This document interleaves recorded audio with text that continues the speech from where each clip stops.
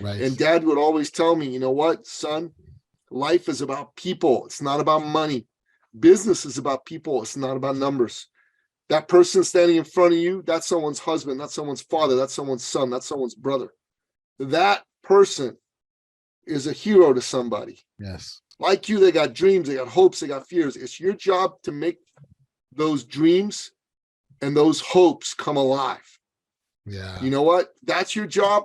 Do your best to help them if you can.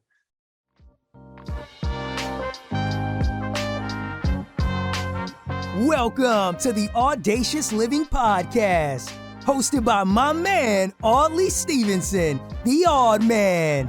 He'll unpack wisdom and insights from a cross-section of top quality performers in business, media, sports, entertainment, and lifestyle to uncover key elements to help you live your best audacious life ever. So without further ado, here is the Odd Man. Greetings and salutations, folks. It's Audley Stevenson back for another edition of the most audacious podcast the internet has to offer. This is the Audacious Living Podcast, and I appreciate you for being here as we continue our ongoing goal of helping our listeners live their best audacious lives ever. As always, I encourage you to follow us on our social media channels. We're on Twitter, Instagram, and Facebook under the handle The Audacious Pod. Or if you head over to our YouTube channel, you can subscribe simply by hitting the bell down below. Ding, ding, ding. And you will be connected to all great things audacious related.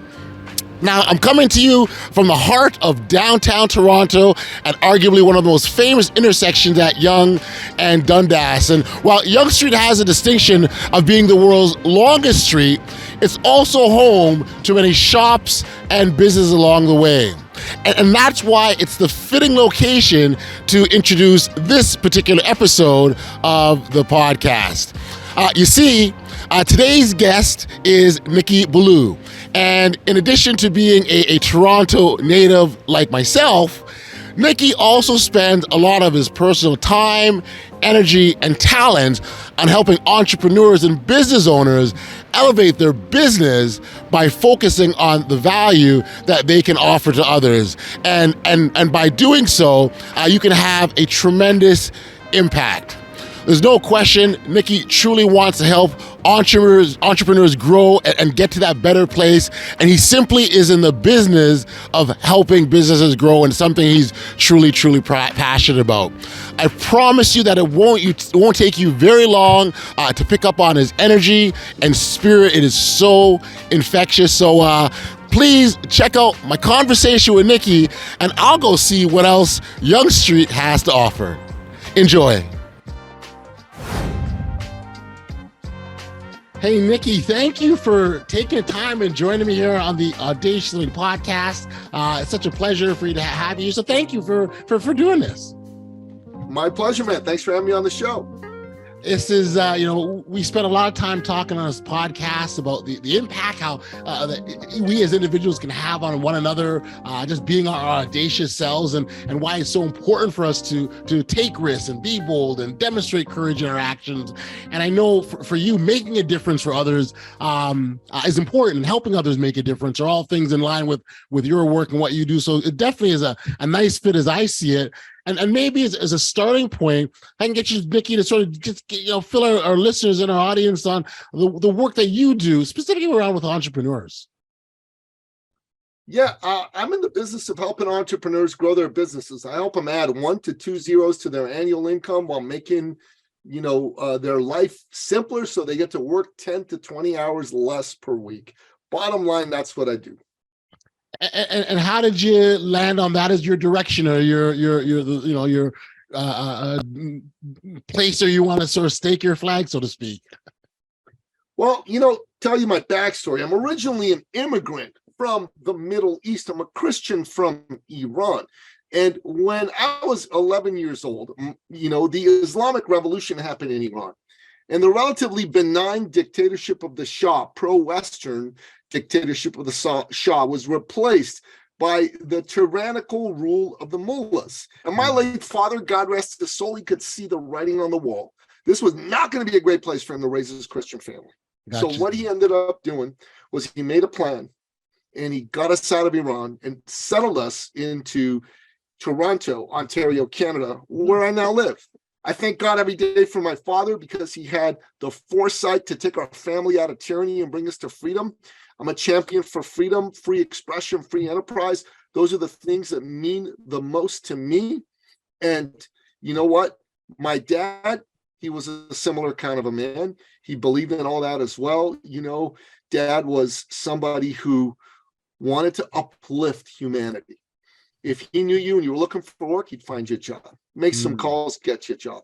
If you were looking to start a business, he'd meet you, he'd help you out, he'd even get some capital to come your way. If you were looking to buy a car or a house or an apartment and you didn't have enough money, he'd top you up so you could buy that car, that house, or that apartment. Who does that? Well, the late, great Nicky Billou, for one. And why? Well, first of all, he was a Christian. Yes. And he believed he'd been blessed by God. And as a Christian, it was his duty to share those blessings with other people. Secondly, he did it because he could. He had the financial wherewithal as a successful man to be able to do that. And I wanted to be just like him. I wanted to be a server of humanity. Right. And Dad would always tell me, you know what, son, life is about people. It's not about money. Business is about people. It's not about numbers. That person standing in front of you, that's someone's husband, that's someone's father, that's someone's son, that's someone's brother. That person is a hero to somebody. Yes. Like you, they got dreams, they got hopes, they got fears. It's your job to make those dreams and those hopes come alive. Yeah. You know what? That's your job. Do your best to help them if you can. And that's what it's all about. And I wanted to be just like my dad. So I got into business. I got into the business of helping other human beings become successful. And I started helping people in the world of entrepreneurship. Right. What I noticed is a lot of good people in business, good human beings, Yes. good at what they do, but they suck at business. They don't know about sales or marketing or hiring or firing or balance sheets or income statements or cash flow statements. They don't know about culture and customer service and exit plans and selling businesses. They know none of that stuff. And that hurts them, right? And so I help people who don't know that because I have a business background as coming from an entrepreneurial family, and I went to university and I studied business as well. I help people with these issues, especially sales and marketing, you know, because a lot of good people, they just get scared of selling. Oh, I don't want to be pushy. I don't want to be salesy. Right. I don't want to reek of commission breath. So they don't go after business they should be going after. Sure. And as a result, they don't get that business. They don't get the money they should get. And that person they could have helped doesn't get their help. And some charlatan marketer comes in and scoops up that business and doesn't care and doesn't deliver. And so everybody gets hurt. Everybody gets hurt. So I saw this and I thought, man, I want to help these people. And the way that I'm going to help them is I'm going to show them how to look at sales differently. And I realized it was the word sales that was getting in the way. So we reframed selling to service. Nobody wants to be sold. You don't want to be sold. I don't want to be sold. But we all love to be served by a caring human being, a caring advocate. And just by helping people rewire their thinking, we help them double, triple, quadruple their sales. I think, and I need to go back because the example of your father, that blueprint he laid out for you was an important one, to be able to frame your work around, your life's work around, but to have that as a living, breathing example, that's got to be really special. Dad was an incredible man, and I'm blessed to have been his son. I'll tell you that, you know, even today, people still come to me and go, Nicky, man, your dad, he's such an amazing dude. You know, he did this for me. He did that for me. And it always makes me swell with pride. I also love his messaging around how we see individuals and how we see others, that they're more than just a person and everything behind them and how significant, because really, if you reframe the way you see someone, I think the way you deal with them also changes too, doesn't it? It does, 100%. And you know, people that are in business, you got to remember, business is about solving problems for people for profit. PPP, Nicky Billou's patented 3P, 7-figure business success solution. Gotcha. Solving problems for people for profit, solving acute problems for awesome people at an amazing profit. That is your job in business. You must remember that. Gotcha. Don't put the focus on you. Put the focus on solving problems for others. Gotcha. No, that makes sense. It makes sense.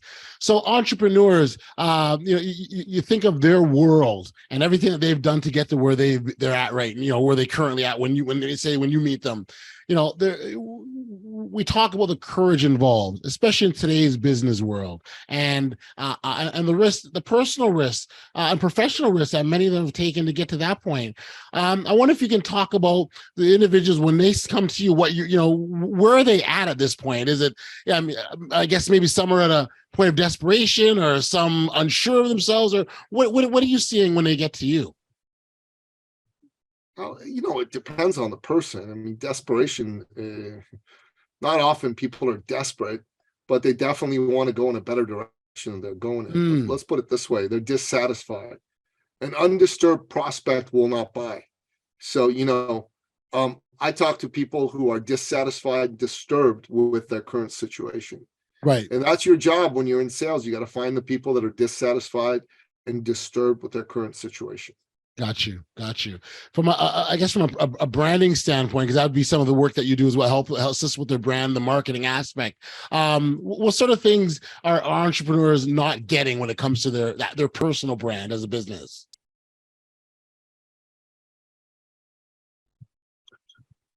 When you ask people what they do, a lot of them just say things that don't have them stand out, have them be stuck in a sea of sameness. So what do you do? I'm a business coach. I'm a realtor. I'm a mortgage broker. I'm a builder. Nobody cares. Honestly, nobody cares. When they're asking you what you do, they're either being polite or they want to find out how you can help them. So right. you gotta be able to position what you do in terms of how you help people. Remember, it's not about you and what you do. It's about what you do for people. Business is about solving problems for people for profit. So I had a fellow, he came to us. He was a fitness coach. Okay. Young man, 25 years old, good fellow, kind of fellow you'd want dating your sister. You know what I mean? Just a good man, right? Yep. Especially when you saw the loser she was dating, you just so, sweetheart, stop dating this jerk. Go date Dan. Dan's a good dude. He'll take good care of you, right? But Dan sucked at business, and he just tried to be all things to all people. When I met him, I go, so Dan, what do you do? How do you do it? I'm a fitness man. I can help you lose weight. I can help you get strong, get fit. I'll work with anybody. I'm like, no, you need to narrow your focus. No, man, I can help with them. No, you got to narrow your focus. No, I can work with anybody. Anybody with a wallet, a pulse? That's so funny, Nicky. I guess so. No. Right. All right. Doctors. Why doctors? My dad's a doctor. I love my dad. Doctors make a lot of money. I'm like, oh my God, no. Right. That's not a winning message. Doctors make a lot of money. No, it's not a winning message. He didn't care. He went after it anyways, and it didn't work. Who knew? Hey, you're a doctor. You make a lot of money. Come work with me. Wasn't a winning message. Who knew? Right. So then he comes back to me, and I go, you got to change this, man. Different focus. He goes, okay, narrow it some more. Cardiologist. Why cardiologists? They make more money than doctors. Oh, Danny, you're not getting this. No, I'm doing it. Sure enough, it didn't work. Okay. He started working with a Paralympian athlete, a man with a missing leg, African-Cuban fellow. Okay. Name of Papito Wilson. Okay. And the two of them, they got along. They did great work together. He got Papito in game shape, and he won some medals. So, that's always good, right? Big deal, sure. And he comes to me, and he's like all sheepish, all embarrassed. Oh, my God, I'm an idiot. And I go, yeah, I know you are. We laugh. So I've been trying to go after the money. Yeah, you have. Oh, my God, I should have gone after helping people. Yeah, you should have. Okay, I'm going to work with people with missing limbs. He says, I know what to do for them. And I'm like, that is a great idea. Let's do that. Right. In 6 weeks, brother, he signed up 400 clients. He went from making $1,200 a month to making $100,000 plus a month. Wow. A month, not a year, a month. Wow. Why? First of all, he had me in his corner, and I helped him figure out the right thing to do. Right. Secondly, though, he had his focus on making a difference, not on making money. All the other fitness coaches said, I don't want to work with people with missing limbs. They can't work out. But he knew better. Wow. And those folks, put yourself in their shoes. Sure. Fellow with a missing limb.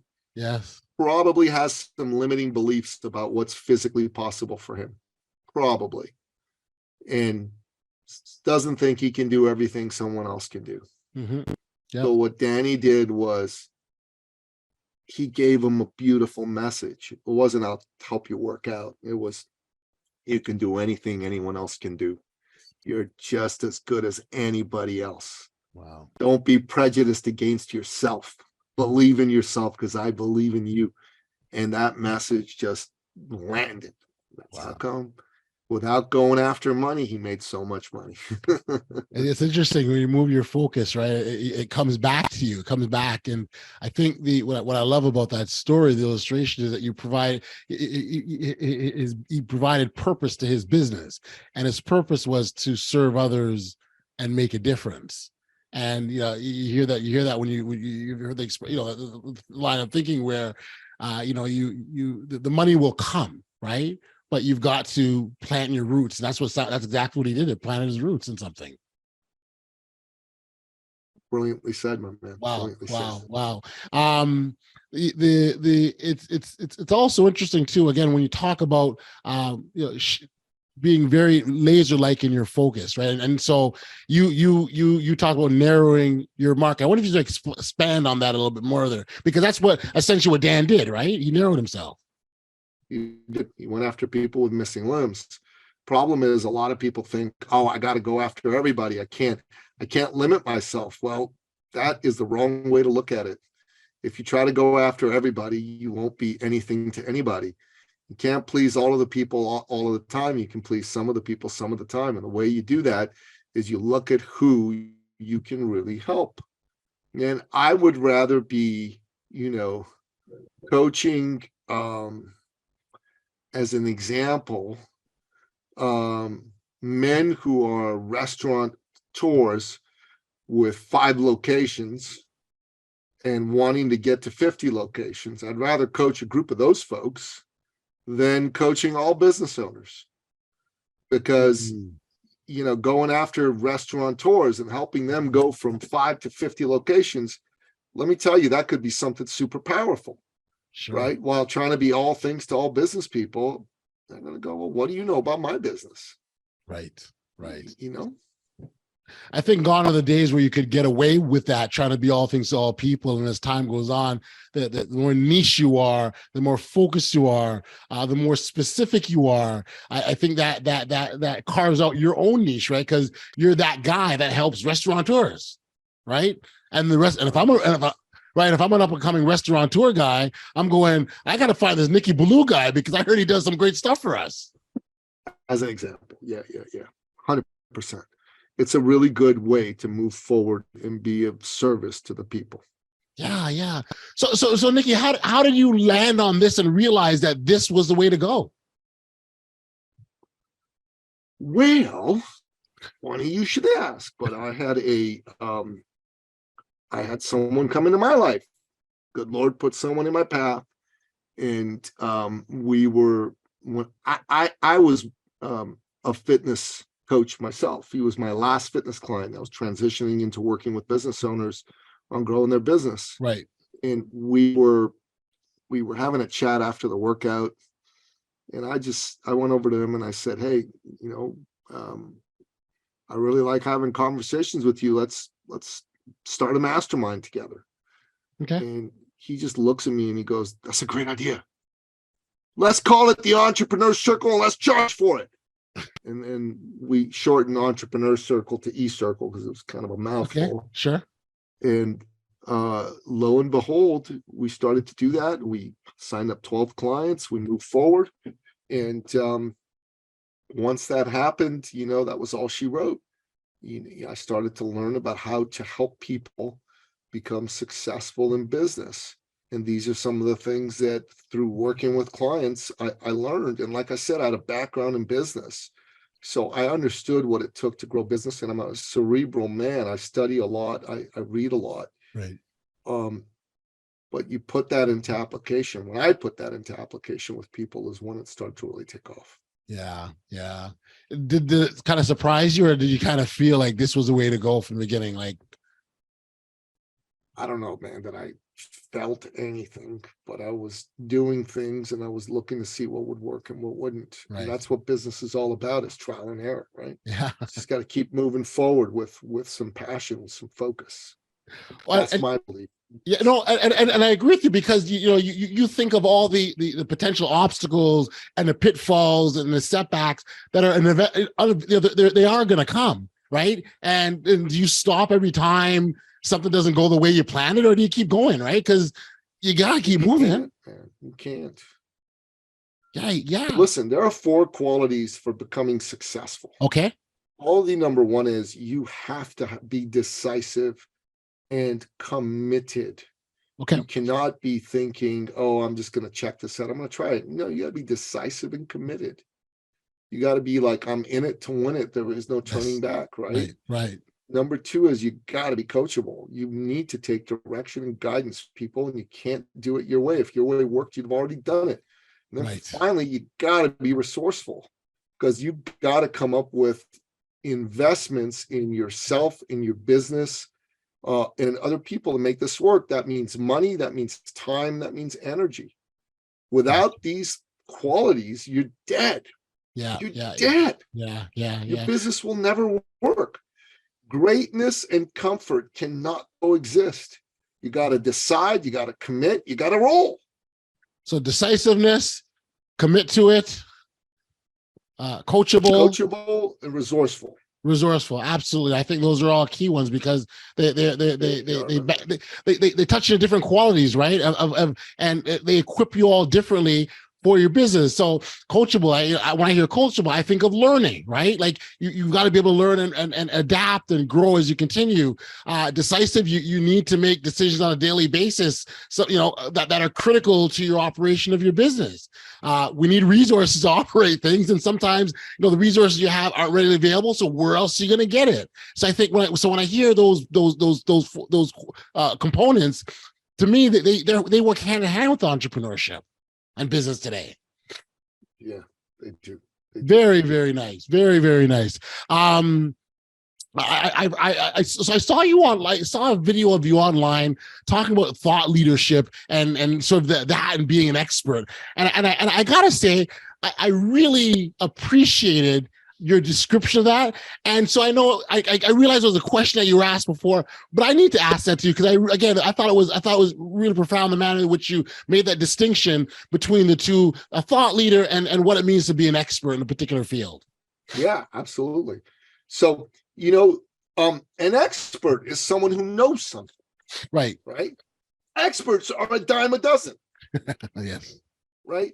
But a thought leader is someone who's known for knowing something.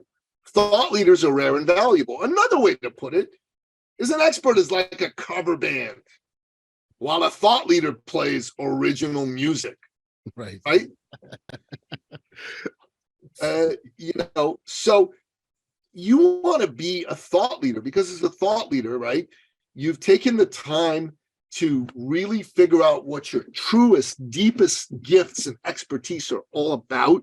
And then you've started to think about who they help and how they help them, and you thought through how to monetize all that. Right. That's one of the things we teach people to do, because if you're just seen as an expert in your space, yes, you're a dime a dozen. Nobody cares.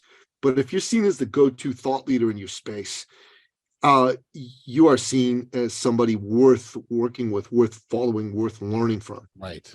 You know what I'm trying to tell you about this? It's super, super important to be seen as a thought leader. So, give you a couple of examples. Mm-hmm. So, the University of Toronto, my alma mater, has a couple of professors there in the Department of Psychology. Mm-hmm. In the area of social personality. Now, they both have PhDs from great schools, one from Cornell University, the other from McGill University in Montreal. Yep.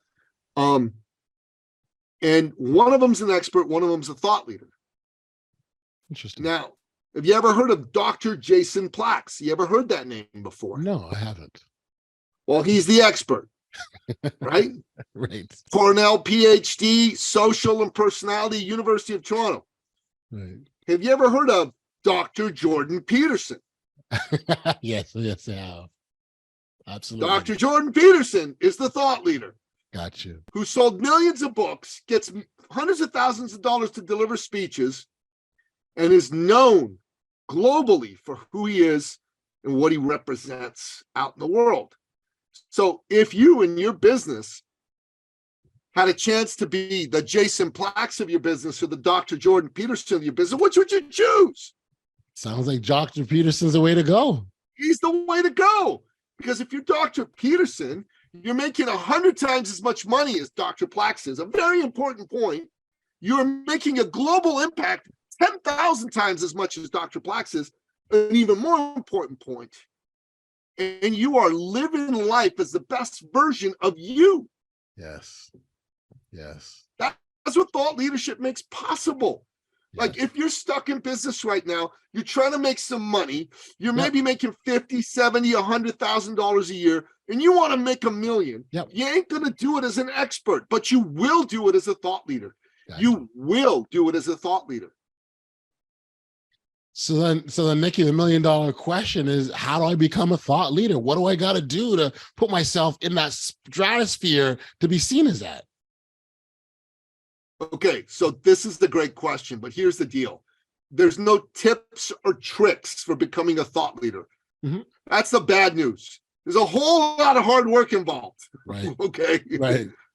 But the good news is, if you follow the right guy, AKA myself, you can do it in 1 to 3 years. Right. Well, it's going to take you 1 to 3 years. We're not going to sit down and I'm going to say, position yourself like this. You thought, no, we have to do some deep guided work to pull out your genius and your expertise, tied into who has problems that expertise solves, tied it into a program and a message that's powerful, and then get you out there talking to people and testing out the message. Gotcha. I had a lady who worked with us who had been a pharmacist. She owned 2 pharmacies. She sold them. And she wanted to get out there and coach people. She was excited, right? And she said, I'm going to work with moms giving birth. And I'm like, okay, why? Well, I've been a mom giving birth. I mean, that's all good. But she tried it. 6 months, nothing, nada. Right. Zilch. I'm like, maybe this ain't the thing, you know? And we tried a bunch of things around her message and this and that and the other. And then she's like, okay, maybe I should work with pharmacists because a lot of them are hurting. Right. And we knew what messaging. She created some good messaging. She made 80 grand in 6 weeks. Oh. 80 grand in 6 weeks. And then she grew that into a business that's made 300 grand plus a year. Wow. And that is what it is all about. You with me? You've got to have, an understanding of who you want to be. You've got to follow good mentorship. Yes. Got to be coachable. Robin Sharma said, if you ever double your income in a year, triple your investment in your own personal and professional development. Hire the coaches and the mentors, join the peer groups, attend the conferences, buy the courses, read the books. That is what you got to do. If you're not doing those, you're done. Right. You want to become a thought leader? First thing you ought to do is go to my website, check me out, check out our Thought Leader Revolution podcast. If you like what you're hearing, jump on a phone call with me. Go to ecircleacademy.com/appointment, jump on a phone call with me. Right. And then do my program on thought leadership, on how to become a thought leader. In 3 days, I'll give you 10 years worth of progress. And, set yourself up for a 1 to 3 year journey to go from wherever you are to $500,000 to $2.5 million a year. Right. That's what you ought to do. Right. Long and the short of it. Yeah. It clearly, what I'm hearing from you, it takes a lot of work. It's nothing overnight. It's something that you got to put in the time, energy, and effort to make happen. It just doesn't just happen. Yeah, exactly. Exactly. The thing that's interesting, Nicky, is that oftentimes, we don't see the back end work that takes place, right? We just see we just see people in the spot like, oh my gosh, they're a thought leader. We have no idea the time, the energy, the effort, the years they put in to get to where they are, because it does not happen overnight. It doesn't. So, I'm glad you mentioned that. I've gotten to know a man by the name of Tim Grover. I've done some programs with Tim. Tim was Michael Jordan's personal Trainer. coach. Right, He right. worked with him for 15 years. Yes. Right. He trained him. He did mindset work with him. Yes. And Michael Jordan won 6 championships. Tim helped him get bigger and stronger because he was a skinny kid who was getting pushed around by the big dudes in the NBA. Yep. Tim added 20 pounds to his frame and he didn't get pushed around anymore. Yeah. You know, because he had, and the mindset was pretty strong to begin with. He made it bulletproof. So the man won 6 championships. Right. You know, and then he then went to work with Kobe Bryant on the tail end of Kobe's career, and he got Kobe two more championships. He worked with Dwayne Wade, helped Dwayne Wade win a couple championships near the end of his career as well. These are the types of things this man did, right? And here's the thing. This man would tell me, y'all think Michael Jordan was born talented. He said, no, Michael Jordan worked his butt off. Right. Worked his butt off. Like the dude was like, he would get up early in the morning, he would shoot, you know, he would work on things. Kobe Bryant would get up at 3 in the morning and practice 12 hours a day. He had to get Kobe to slow down. That's how committed Kobe was to like doing his work. Wow. Thought leadership, being the best in the world at what you do, it takes something. It takes you giving it all you got. Yes. It's not going to happen by you going, oh, yeah, I'm going to watch podcasts. I listen to what Nicky had to say. Now I'm a thought leader. No. Up your butt, do some work. Yeah, that's true. And then the other aspect of that, because you're so, you know, the Jordans and the Kobe's and the Ways of the world, they fortify themselves in their bodies to be ready to take on these challenges. But there's also fortification of our mind, because our minds can play tricks on us. Our minds, you know, whether it's, you know, fears or self-doubts, or, you know, we hear about the imposter syndrome, all these sorts of things that come into our minds that we also have to fortify ourselves. And that's another part of a process too. So it's a journey we got to take. Yeah, it is. It is. Man, Don't do it alone. Yeah. Have the right mentorship with you, the right community with you. Everybody needs that. Yeah, and I do love the fact that you do zero in on mentorship, because and to your point, you know, we're not alone here, and nor do we have to be alone, right? There's lots of resources available for us that we have to be able to tap into. You know, for some, we've got to sort of own up that we are being okay with asking for help, because that's not easy for a lot of people, Nicky, right? To ask for help, but if you can get past that, I think you can set yourself up for success. Listen, you know what? Life was not meant to be easy. Greatness and comfort can't coexist. I'm not interested in helping people feel better about the fact that they're special snowflakes. It's just, you want to be a snowflake, you don't need Nicky Billou. You need some wuss who's going to be around you and pat you on the head and give you a participation trophy. I work with winners. I work with people who want victory and are willing to be pushed and to push themselves to get to victory. That really, at the end of the day, is what you need to do. Yeah, no, I hear, Nicky, I hear you loud and clear, and so much of what you said, you know, resonates with me. Certainly resonates with my audience and what we talk about here often on the podcast. Being audacious, you know, demonstrating courage in the face of fear and doubts and suspicions and all these uncertainties that come our way. And so, certainly appreciate you sharing some of that. For our listeners who, you know, they're hearing you and they're going, okay, Nicky's saying some stuff that's tweaking my interest and my curiosity. They want to learn more about you. Where can we send them, Nicky? Anywhere on the internet, just type in Nicky Billou. You'll find me lots of places, man. I got 2 podcasts of my own. I've been on over 200 shows as a guest. Nice. You know, I've written 8 books, so go on Amazon. You can check out the books I wrote as well. But if you own a business and you want to win, then go to eCircleAcademy.com and get on my calendar. That's what I suggest. I love it. If you want to win, right? So that's key, right? If you truly want to win, what are you going to do? You know, what sacrifices? What lengths you're going to go to? You know, how far will you take it if you truly want to win? And that's the test. Do you want to do this or not? Right? For sure, man. Nicky, this is awesome, man. I really appreciate you sharing your insights like this. You left us a lot of really, really good stuff. Thank you. And all the best, my friend. God bless you, brother. Thanks for having me on the show. It's an honor to be here. Take care. Bye-bye.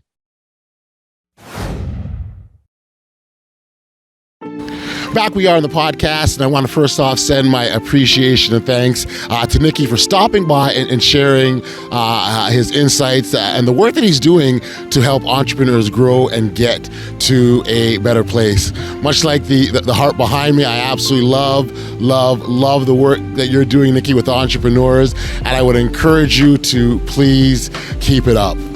You know, when I think back to my conversation with Nicky, I really appreciated so much of what he had to say, but if there's just one thing that I would take from my chat with him, it would be this.